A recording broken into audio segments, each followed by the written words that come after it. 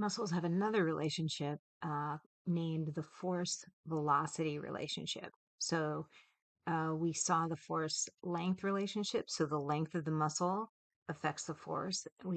This relationship shows us that velocity affects force. So on this graph, we have force on the y-axis. So force goes up. And on the x-axis, we have velocity. Now, we're also showing two contractions. So let me orient you. Right here, the isometric force means we're at zero velocity.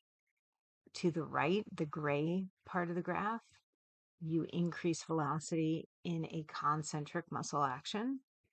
And going to the left, on the pink side or purple side, you're increasing velocity in an eccentric contraction. A few things to take away from this graph. Eccentric contractions generate much more force than both isometric and concentric, so we're weakest concentrically contracting. And the other thing to note is that as the muscle velocity increases in concentric muscle contractions, the force decreases at high velocities.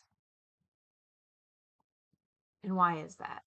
Again, it goes back to the concept that the number of cross bridges in a sarcomere are related to force production, but we also have some passive connective tissue that provides force too.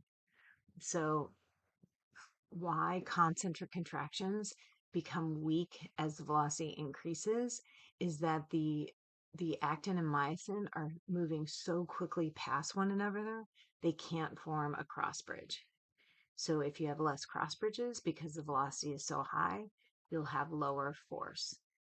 Why that doesn't happen for eccentric contractions is because you have additional force from passive structures, one of which is called titin. And we can kind of have a translation that you may be able to think about when you're lifting weights, say in the gym.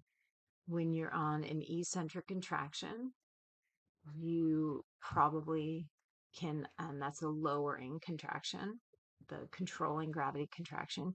You can probably lower more weight than you can lift. You would be the second strongest when you're doing isometric, so just a still hold. And then as you increase the velocity of moving that weight, you would have to decrease the weight you lifted, because you would be, as you were trying to lift faster, you would have to lift less weight because the force production would decrease.